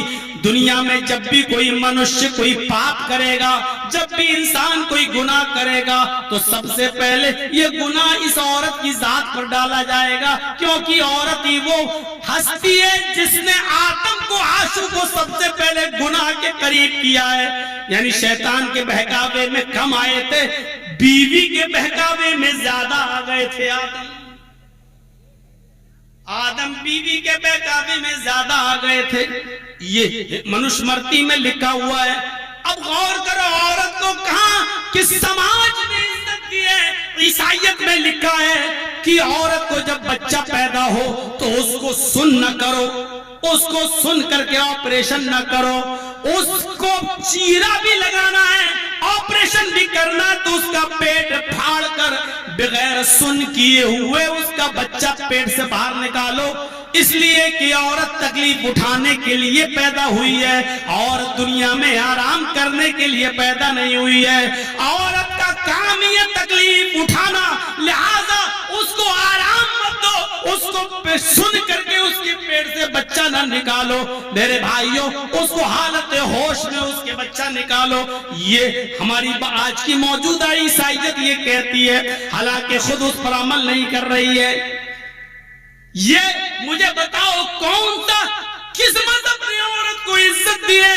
औरत को तो इज्जत इस्लाम ने दी है। अगर माँ है तो कहा औलाद से कि अपने माँ की खिदमत कर, तेरी माँ के कदमों के नीचे जन्नत है। यह हदीस अगरचे नहीं है, यह हदीस अगरचे नहीं है, मकूला ही सही, लेकिन औरत का मकाम इतना बुलंद कर दिया है माँ की हैसियत से इस्लाम ने कि फरमाया कि अपने माँ की खिदमत कर। पूछा कि अल्लाह के नबी, मेरी माँ जिंदा है, मेरा बाप जिंदा है, कौन हुस्न सुलूक का ज्यादा मुस्तहक है? फरमाया तेरी माँ। फरमाया उसके बाद? कहा तेरी माँ। कहा उसके बाद? कहा तेरी माँ। बाप से 3 गुना ज्यादा मकाम मर्तबा बढ़ा दिया माँ का। मेरे भाइयों, माँ का कलेजा बड़ा ही नाजुक होता है। माँ अपने बेटे के लिए बड़ी ही नरम दिल होती है। एक माशूका थी और किसी मजनू को अपनी माशूका से प्यार हो गया। वो उसको घास नहीं डालती थी और एक दिन गुस्से में आकर कहने लगी, अगर तू मुझे चाहता है और मुझे पाना चाहता अपनी जिंदगी में तो एक काम कर, बता तू मेरे लिए क्या कर सकता है? था मजनू, मारे डायलॉग आज की तरह तारे तोड़ के ला सकता हूं, सूरज ला सकता हूं, ये कर सकता हूं। उसने कहा ये सब मत कर, अगर करना ही है तो अपने माँ का कलेजा निकाल कर ला, अपने माँ का कलेजा निकाल और वो मेरे सामने पेश कर दे, मैं तुझसे शादी कर दूं। कहता है बुढ़िया तो हो ही चुकी, आज नहीं तो कल मरेगी, उसको तो मरना ही है, ये क्यों हाथ से छूट जाए। वो रात के अंधेरे में गया, दरवाजा खटखटाया, अंधी मां बेचारी लाठी टेकते हुए आई और दरवाजा खोला। बेटे इतनी रात भी क्यों आते हो? जब तक तुम घर नहीं आ जाते मैं जागती रहती हूँ। बेटे कितनी बार कहा सूरज ढल जाया करे, घर आ जाया करो। माँ बेचारी अपने बेटे को नसीहत पे नसीहत कर रही, लेकिन बेटे को भूतनी का भूत सवार है, उसका मिलन सवार है, उसकी चाहत सवार है। उसने किचन से चाकू निकाला और चाकू लाते ही उसने अपने मां के पेट पर वार कर दिया और उसने मार डाला और अपनी मां का कलेजा निकाला, एक प्लेट में रखा और लेकर चलने लगा। जब अपनी माशूका के पास कलेजा लेकर आ रहा था तो रास्ते में ठोकर लगी, प्लेट में कलेजा रखा था नीचे गिरा, कलेजा तो जमीन पर गिरा और प्लेट लुढ़कती हुई नाली में बह गई। ये उठा, खुडने में चोट लगी है, दांतों से खून निकल रहा है, अंधेरे में दिखाई नहीं दिया। ये क्या हुआ? उसने प्लेट उठाई, उस प्लेट को धोया और फिर उसने जमीन पर बैठकर अपने माँ का कलेजा उठाया और जैसे ही उसने अपने माँ का कलेजा उठाकर जमीन से प्लेट में रखा तो कलेजे से आवाज आई, बेटे गिरते हुए तुम्हें चोट तो नहीं लगी? यह हकीकत नहीं है, अफसाना है, लेकिन इसमें हकीकत छिपी हुई है। इस अफसाने को बताने का मेरा मकसद ये है, माँ के कलेजे को कितना भी रुलाओ, कितना भी उसका दिल सताओ, लेकिन माँ का कलेजा ऐसे ही होता है। जब हजरत अलकमा के मुंह से कलमा नहीं निकल रहा था और अल्लाह के नबी सल्लल्लाहु अलैहि वसल्लम ने फरमाया था अलकमा की माँ अलकमा से नाराज है, शायद इसलिए अलकमा के मुंह से कलमा नहीं अदा हो रहा है, अलकमा की माँ को बुलाओ। जब बुलाया गया तो कहा अलकमा की माँ, तेरे बेटे के मुंह से कलमा नहीं निकल रहा है, शायद तू उससे नाराज है। कहने लगी आपने बिल्कुल सही पहचाना, अय अल्लाह के नबी मैं अपने बेटे से नाराज हूं। फरमाया क्यों, क्या बात है? कहा अय अल्लाह के नबी मेरी बेटी ने कोई कमी नहीं की, कान कसीरुस सलाह कान कसीरुस सयाम, बहुत ज्यादा नमाजें पढ़ने वाला है, बहुत ज्यादा रोजे रखता है, लेकिन उसके अंदर कमी है कि वो मेरी कम अपनी बीवी की ज्यादा सुनता है। थप्पड़ है उन सब लड़कों के मुंह पे जो अपनी माँ की कम और बीवी की ज्यादा सुनते हैं। आज औरतें गाली दे रही होंगी हमको कमीना, ये सब अपनी माओ को भड़का दे रहा है। अरे कल तुम भी तो मां हो जाओगी अपने बेटे की, और जब तुम्हारा बेटा शादी करके आएगा तो तुम भी तो सास बनोगी। सोचो उस औरत ने क्या कहा माने, अल्लाह के नबी सल्लल्लाहु अलैहि वसल्लम कान कसीरुस सलाह कसीरुस सयाम, मेरा बेटा बहुत रोजेदार है, बड़ा नमाजी है, लेकिन बीवी को तरजीह देता है मां पर। और तरजीह देने का मतलब ये नहीं कि मां को कुछ समझता ही नहीं, खाना लाता है तो मुझे भी खिलाता है, लेकिन पहले बीवी को खिलाता है, बाद में मुझे। बीमार हो जाए माँ और बीवी दोनों तो पहले बीवी को डॉक्टर के पास ले जाता, बाद में मुझे घर से नहीं निकालता, खिलाने पिलाने में कमी नहीं करता, लेकिन तरजीह बीवी को देता है, मुझे दूसरा दर्जा देता, पहला दर्जा बीवी को। अल्लाह के नबी ने फरमाया, ऐ सहाबियों जब अलकमा की रूह निकल जाए, अलकमा मर जाए, तुम जंगलों में जाओ, लकड़ियां इकट्ठी करके लाओ, और जब अलकमा मर जाए, उसकी रूह निकल जाए, तो यही घर के दरवाजे के बाहर आग जलाना, लकड़ियों में आग लगाना और अलकमा को उसी आग में डाल देना, इसलिए कि माँ के नाफरमान को मोहम्मद अपने कब्रिस्तान में जगह नहीं देंगे, मोहम्मद अपने कब्रिस्तान में दफन नहीं होने देंगे। जो माँ का नाफरमान हो वो मोहम्मद के कब्रिस्तान में दफन नहीं किया जाएगा। माँ ने जब ये सुना कि मेरा बेटा मरने के बाद आग के हवाले कर दिया जाएगा, 2 गज जमीन भी उसको नहीं मिलेगी, तो चीख पड़ी, ऐ अल्लाह के रसूल कोई माँ अपने बेटे की जीते जी जिंदगी में ये कैसे बर्दाश्त कर ले कि उसकी जिंदगी में उसके बेटे को 2 गज जमीन भी ना मिले। मैं दिलो जान से अपने बेटे को माफ कर रही हूँ, मैं दिलो जान से अपने बेटे को क्षमा कर रही हूँ, माफ कर रही हूँ, मैंने दिल से अपने बेटे को माफ किया। अल्लाह के नबी ने कहा अलकमा कलमा पढ़ो। अलकमा ने कहा अशहदु अल्ला इलाहा इल्लल्लाह व अशहदु अन्ना मुहम्मदन अब्दुहु व रसूलुहु, और ये कलमा पढ़ते ही अलकमा की रूह कब्ज से उसूरी से परवास कर गई। अलकमा का इंतकाल हो गया। मरते वक्त कलमा तो निकल गया उनके मुंह से, मरते वक्त कलमा तो निकला, क्योंकि अल्लाह के नबी ने फरमाया मन काना आखिरु कलामिही ला इलाहा इल्लल्लाह दखलल जन्नह, जिसकी जबान से आखिरी जुमला ला इलाहा इल्लल्लाह निकला वो जन्नत में जाएगा। अलकमा आप जन्नती हो गए। माँ की नाफरमानी की वजह से कलमा नहीं निकल रहा था उनकी जबान से। मेरे प्यारे साथियों, ये माँ का मकाम इस्लाम ने दिया है, बेटी की हैसियत से भी इस्लाम मकाम देता है, बीवी की हैसियत से भी मकाम देता है। मेरा मौजू ये नहीं था, मैं इस तरफ तो खामखा चला गया। आइए फिर उसी तरफ आता हूँ कि औरत को कब इज्जत दी है किसी ने, औरत को कब किसी ने इज्जत दी है। आदम अलैहिस्सलाम को हिंदू धर्म में कहा कि इसने उसको वो कहा क्या कि जितने भी लोग पाप करेंगे, गुनाह करेंगे, पहला गुनाह औरत के ऊपर पड़ेगा। ये समाज में उसको इज्जत दी गई। कहां इज्जत है मेरे भाइयों? हम गौर करें और सोचें और समझें। हम आए इस तरफ, कितनी बुराइयां थी कि लड़कियों को जिंदा दफन कर दिया जाता था, उस लड़की को जिंदा दफन कर दिया गया।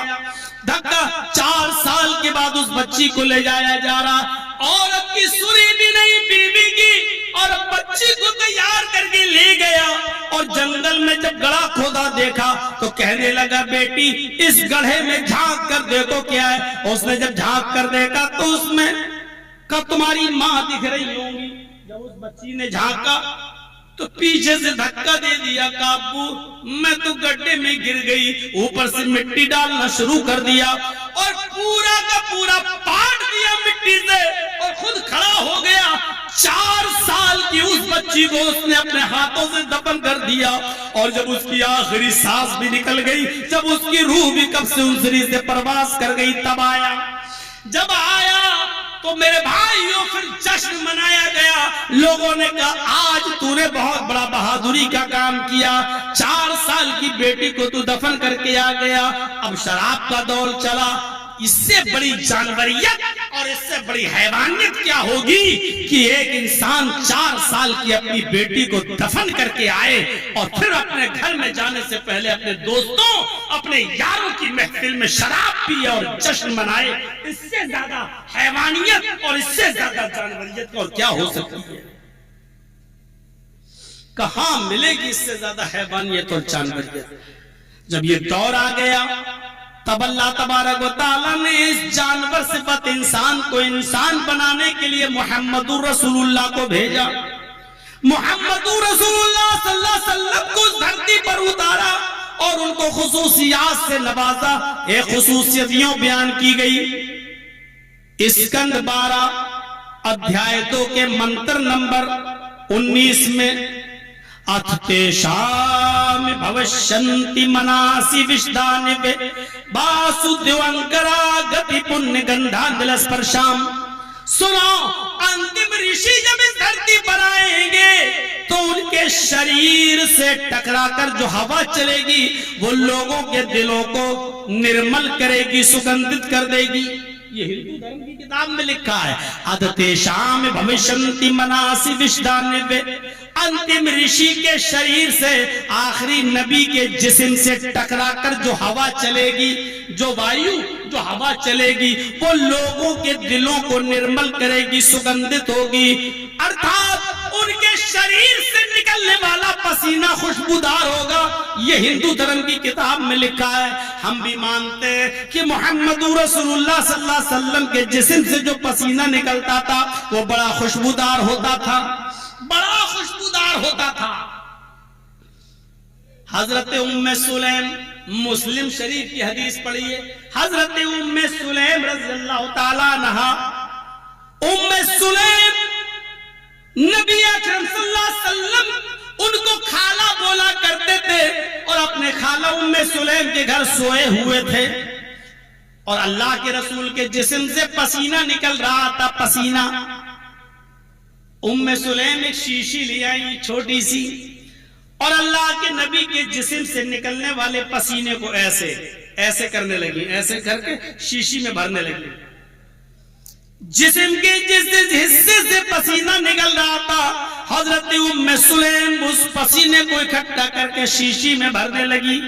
अल्लाह के नबी की आंख खुल जाती है और आप कहते हैं कि उम्मे सुलैम ये क्या कर रही हो? ओ मेरी खाला ये क्या कर रही हो? उम्मे सुलैम ने जवाब दिया, भांजे तेरे जिस्म से निकलने वाले पसीने को मैं अपनी शीशी में भर रही हूँ, इसलिए कि तेरा पसीना सबसे बेहतर इत्र है। मैं इस इत्र को, इस पसीने को अपने घर के इत्र में मिलाऊंगी और शादी के मौके पर दूल्हा और दुल्हन के कपड़ों में तेरे जिस्म से निकलने वाला पसीना लगाऊंगी। दूल्हा और दुल्हन के कपड़ों को सुगंधित करूंगी, उनके कपड़ों में तेरा पसीना लगाऊंगी। ये मुस्लिम शरीफ की रिवायत है। ये पसीना अल्लाह के रसूल का जो निकलता था वो खुशबूदार हुआ करता था। विचरन्न शुना छोड़िया हई न परते मगुति निर्पलिंग गच्छ दो दस्यूनि कोटि शोनि हनिष्यति। इतना सुंदर होगा, इतना सुंदर होगा कल्कि, इतना सुंदर होगा नराशन, इतना सुंदर होगा अंतिम ऋषि, इतना खूबसूरत होगा कि उसकी सुंदरता, उसकी खूबसूरती तुम्हारे विचारों में, तुम्हारे ख्याल में, तुम्हारे दिमाग में नहीं आएगी। अतुलनीय तेज की किरणें निकल रही होंगी, अर्थात इतना सुंदर होगा कि उसकी खूबसूरती तुम्हारे दिमाग में नहीं आएगी। विचरन न सुना, तुम्हारे विचारों से परे है, तुम्हारे विचारों से दूर है, यानी इतने खूबसूरत होंगे मोहम्मदुर रसूलुल्लाह, तुम्हारे ख्यालों में नहीं आएंगे। सच्चाई तो यही है कि मोहम्मदुर रसूलुल्लाह सल्लल्लाहु अलैहि वसल्लम इतने खूबसूरत थे, इतने खूबसूरत थे कि किसी के ख्यालों में नहीं आए। किसी ने कहा कि वो चांद जैसे थे, किसी ने कहा कि वो सूरज जैसे थे। कोई आज तक सही से नक्शा नहीं बता पाया।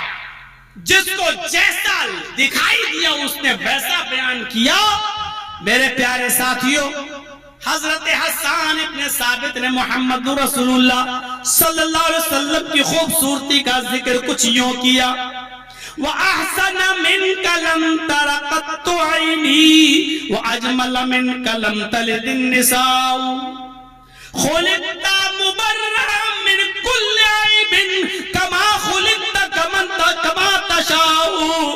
अल्लाह के नबी के बारे में जो हुलिया बयान किया वो ये कि वो अहसन मिन कलम तरक़त ऐनी, ऐ मोहम्मद सल्लल्लाहु अलैहि वसल्लम, ऐ मेरे नबी, आप इतने खूबसूरत हैं, इतने खूबसूरत हैं कि मेरी आंख ने आंख से ज्यादा हसीन किसी को देखा ही नहीं। वो अहसन मिन कलम तरक़त ऐनी, मेरी निगाहों ने आपसे ज्यादा हसीन देखा ही नहीं। वो अजमल मिन कलम तलिदिन निसाउ, और दुनिया की किसी भी औरत ने आपसे ज्यादा खूबसूरत बच्चा पैदा किया ही नहीं। आज तक आपसे ज्यादा खूबसूरत बच्चा दुनिया की कोई औरत पैदा नहीं कर सकी। खुलिक़ता मुबर्रअन मिन कुल्लि ऐबिन कमा खुलिक़ता कमा तशा, ऐसे आप हर ऐब से पाक और साफ पैदा किए गए, आप ऐसे पैदा किए गए जैसे आप चाहते थे। यानी आप खड़े हो गए हो और अल्लाह से कहते जा रहे हो, अल्लाह मुझे ऐसा बना, आप कहते गए और आपका रब आपको आपकी मर्जी के मुताबिक बनाता चला गया। ये नक्शा खींचा खूबसूरती का मोहम्मद रसूलुल्लाह सल्लल्लाहु अलैहि वसल्लम की खूबसूरती का हजरत हसन इब्ने साबित ने। और सबसे अच्छा नक्शा तो उम्मे माबद ने खींचा। वो उम्मे माबद जो अभी मुसलमान नहीं हुई थी, अल्लाह के नबी अबू बकर को लेकर उसके दरवाजे पर पहुंच गए और दरवाजे को दस्तक दी। दरवाजा उस औरत ने, बुढ़िया ने, उम्मे माबद ने, जो अभी मुसलमान नहीं हुई थी, दरवाजा खोला। सामने दो लोगों को देखा, कहने लगी कैसे आना हुआ। अल्लाह के रसूल ने सामने बूढ़ी औरत उम्मे माबद को देखा, कहने लगे माँ ये मेरा साथी है, इसको भूख लगी है, अगर तेरे घर में खाने को कुछ हो तो दे दे। कहने लगी मेरे घर में खाने को कुछ नहीं है, मेरा शौहर अबू माबद जंगल में शिकार खेलने गया है, वो शिकार का गोश्त लाएगा, मैं बनाऊंगी, तब तक तुम दोनों बैठ जाओ। वो आने वाला होगा, जब वो आ जाएगा तो गोश्त पकाऊंगी, तब तुम दोनों को खिलाऊंगी। मेरा शौहर जंगल में शिकार करने के लिए गया है। कहा माँ इतनी देर बैठकर इंतजार करने का टाइम किसके पास है, मुझे दूर जाना है, अगर तेरे पास खाने को कुछ हो तो दे दे। कहा बेटा मेरे पास खाने को कुछ नहीं है। घर के आंगन में बकरी बैठी थी, अल्लाह के नबी की नजर उस बकरी के ऊपर गई। कहने लगे आए माँ इस बकरी का दूध ही पिला दे, अगर तेरे पास इस बकरी का दूध हो तो दे दे। कहने लगी हंसते हुए बेटा इस बकरी ने तो 6 महीने से दूध देना बंद कर दिया है, अब ये बकरी दूध नहीं देती, ठर्रा हो गई है, अब ये बकरी कभी दूध नहीं दे सकती। अल्लाह के नबी ने जब ये सुना तो कहा कि माँ ये बकरी दूध नहीं देती, 6 महीने से दूध देना बंद कर दिया है, जरा एक बर्तन उठा के ला, मैं धो कर देखता हूं। बुढ़िया समझी, बैठ जाओ भाई, अरे थोड़ा सा और बैठ जाओ, और जाना है तो जाओ, फिर यहां खड़ा क्या सामने जाओ। उम्मे माबद ने कहा ये लड़का, ये आदमी भूखा है और उसका दोस्त भी, इसलिए यकीन नहीं कर रहा है कि बकरी दूध देती है कि नहीं देती। वो अंदर गई और बर्तन लेकर आई और कहने लगी, ले बेटा ले ले ले, तू समझता मैं झूठ बोल रही हूँ, तू समझ रहा मैं झूठ बोल रही, ले बर्तन जा तू ही धोकर देख ले। अगर विश्वास नहीं, बिलीफ नहीं, यकीन नहीं आता तो तू ही इस बकरी का दूध धोकर देख ले। अरे मैं कह रही हूँ 6 महीने से बकरी दूध नहीं देती। उसको क्या मालूम था कि मेरे दरवाजे पर कौन सी हस्ती आई है। वो अभी ईमान नहीं लाई थी बुढ़िया, वो नहीं जानती थी। अल्लाह के नबी ने कदम आगे बढ़ाना शुरू कर दिया। बकरी बैठी थी, खड़ी हो गई। ये अपने से कभी खड़ी नहीं होती, आज कैसे खड़ी हो गई? उम्मे माबद बकरी को देखने लगी। अल्लाह के नबी बढ़ रहे हैं और बकरी का थन दूध से भरता जा रहा है। जैसे हवा भरो साइकिल में तो ट्यूब फूलता जाता है, ऐसे अल्लाह के नबी बढ़ते जा रहे हैं, बकरी का थन दूध से फूलता जा रहा है। बुढ़िया कहती ये क्या हुआ? और जैसे अल्लाह के नबी ने उसके थन में पानी मारा, बिस्मिल्लाह, और उसके दोनों थनों को पकड़कर जब दोहना शुरू किया तो बकरी ने ऐसे दूध देना शुरू किया जैसे सावन भादों की बारिश होने लगी हो।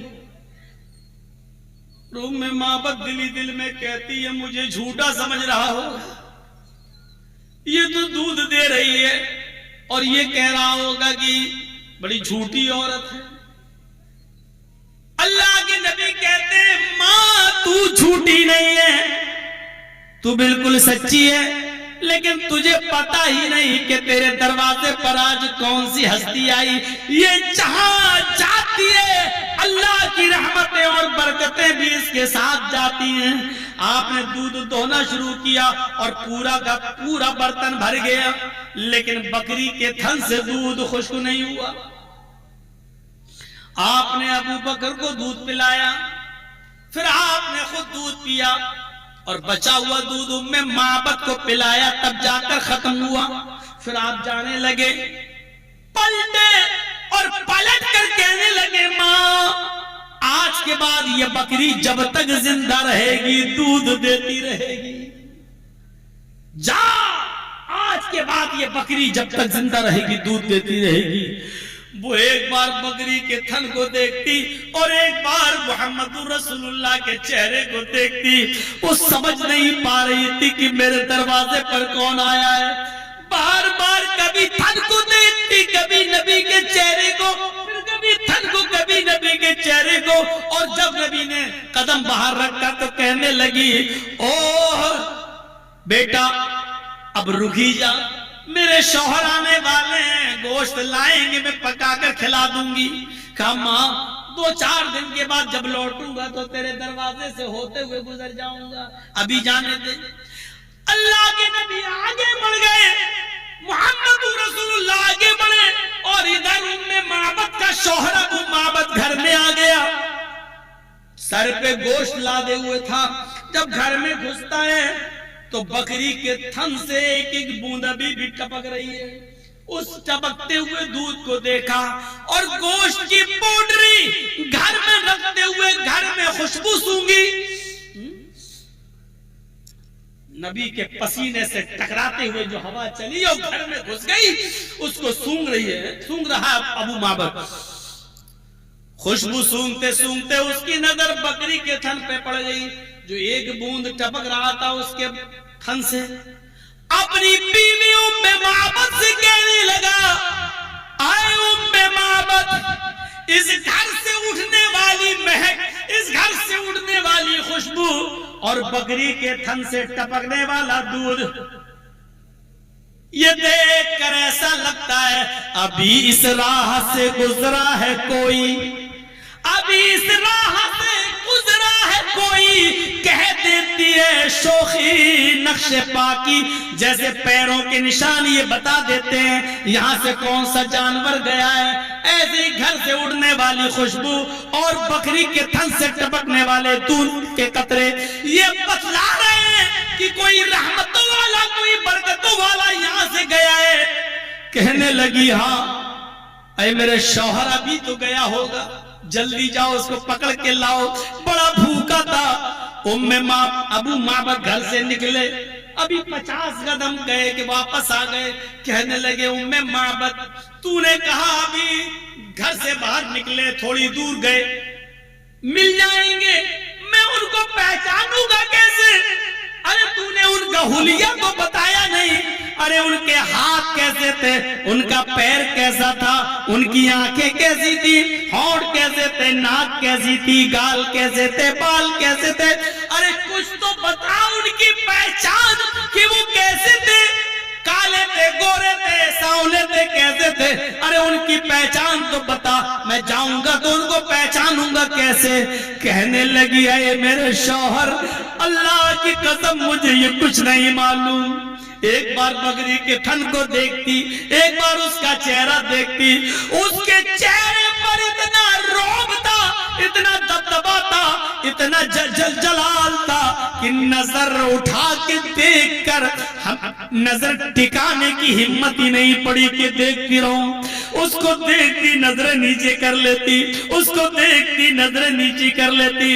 मुझे नहीं मालूम, आए उम्मे अबू माबद, मुझसे मत पूछो कि उसका हाथ कैसा था, मुझसे मत पूछो उसका पैर कैसा था, मुझसे मत पूछो उसका सीना कैसा था, मुझसे मत पूछो उसकी आंख कैसी थी, उसके गाल कैसे थे, उसके रुखसार कैसे थे, उसके कान कैसे थे, मुझसे मत पूछो।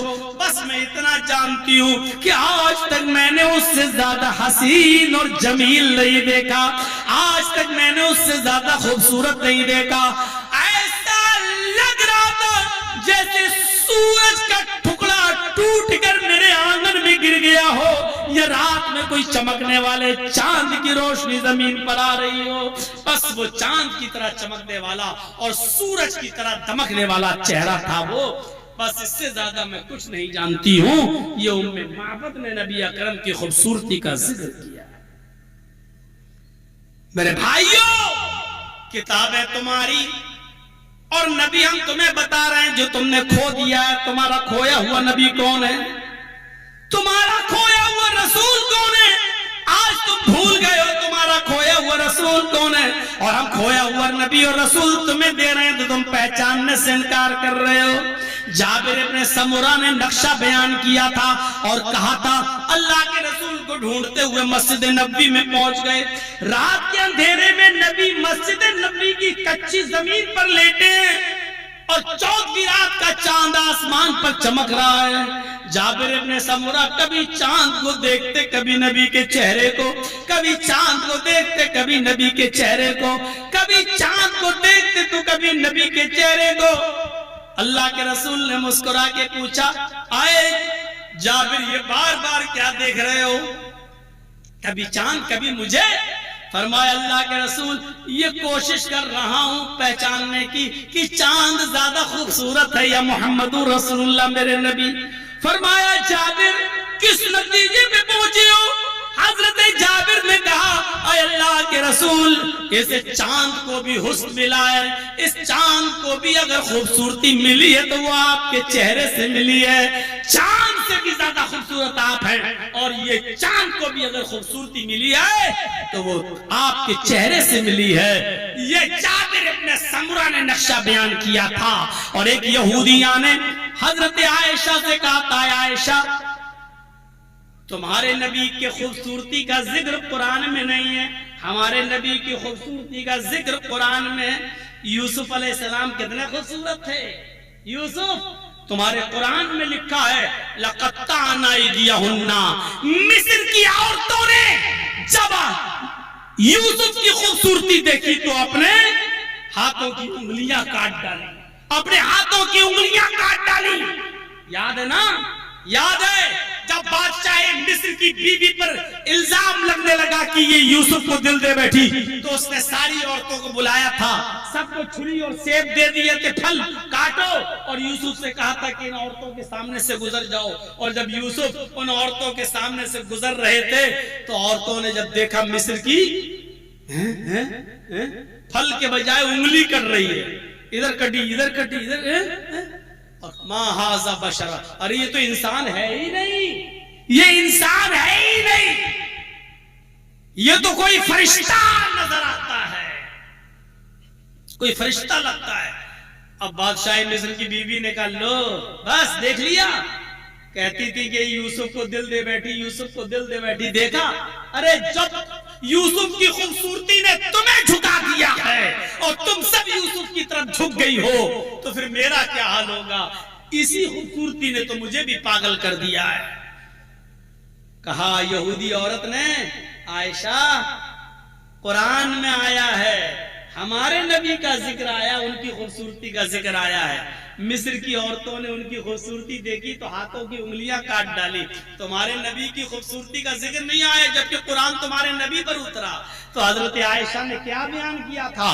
कहा था आयशा सिद्दीका ने कि आए यहूदिया, अच्छा हुआ कि मिस्र की औरतों ने यूसुफ को देखा, मोहम्मद को नहीं देखा। अच्छा हुआ मिस्र की औरतों ने यूसुफ को देखा, मोहम्मद रसूलुल्लाह को नहीं देखा। यहूदिया मुस्कुरा के कहती, अगर मोहम्मद रसूलुल्लाह को देख लेते तो क्या होता? कहा मिस्र की औरतों ने जब यूसुफ को देखा तो हाथों की उंगलियां काट डाली। लौराई न जमाल हबीबी लकत्ता न कुलूबहुन्ना, अगर उन्होंने हमारे नबी जनाब मोहम्मद रसूलुल्लाह को देख लिया होता तो वो अपने दिलों को काट लेती, अपने दिलों पर छुरियां चला लेती। इस खूबसूरती का जिक्र किया हजरत आयशा ने। अच्छा हुआ मिस्र की औरतों ने यूसुफ को देखा, हाथों की उंगलियां काटी, और मदीने की औरतों ने मोहम्मद रसूलुल्लाह को देखा तो उन्होंने अपने बेटे मैदान जंग में कटवा दिए, अपना बाप मैदान जंग में कटवा दिया, अपना भाई और अपना शौहर मैदान जंग में कटवा दिया। और वो दीनारिया, वो अंसारिया औरत जिसका बाप भी, भाई भी, बेटा भी, शौहर भी सब ओहद में शहीद हो गए, जंग ओहद में शहीद हो गए, तो कहने लगी कि बाप भी गया, बेटा भी गया, भाई भी गया, शौहर भी गया, मुझे मोहम्मद रसूलुल्लाह का चेहरा तो दिखा। और जब रसूलुल्लाह का चेहरा दिखाया गया तो कहने लगी, कुल्लु मुसीबतिन बादका जलल, मोहम्मद रसूलुल्लाह का चेहरा देखा तो सारी मुसीबतें मैं भूल गई। मेरे भाइयों, ये नबी का चेहरा था, लोग अपनी मुसीबतें भूल जाया करते थे नबी की खूबसूरती को देखकर, नबी की हुस्न जमाल को देखकर। ये 1.5 घंटे का खिताब मेरा काफी रहा, 1:20 से लेकर 2:50 तक। मेरे भाइयों, 1.5 घंटे की इस तकरीर पर मैं इत्तिफा करता हूं, इस उम्मीद के साथ कि हम अपने भाइयों को बताएं कि मोहम्मद रसूलुल्लाह तुम्हारे भी नबी हैं, और जिस खूबसूरती का जिक्र तुम्हारी किताबों में आया वो मोहम्मद रसूलुल्लाह हैं। और जमाने जाहिलियत के जिस जानवरियत का जिक्र तुम्हारी किताबों में आया उस दौर में मोहम्मद रसूलुल्लाह सल्लल्लाहु अलैहि वसल्लम ही आए थे। इसलिए आपसे रुखसत होते हुए मैं दुआ करता हूं अल्लाह ताला से कि अल्लाह हम जमीर मुसलमानों को मोहम्मद रसूलुल्लाह का फरमा बरदार बना दे, मुतीओ फरमा बरदार बना दे, मुत्तबे रसूल बना दे, मुतीओ रसूल बना दे। और जब तक तू जिंदा रह, इस्लाम पे जिंदा रखना, और जब हमारा खात्मा हो तो ईमान पर हमारा खात्मा फरमाना। वमा अलैना इल्लल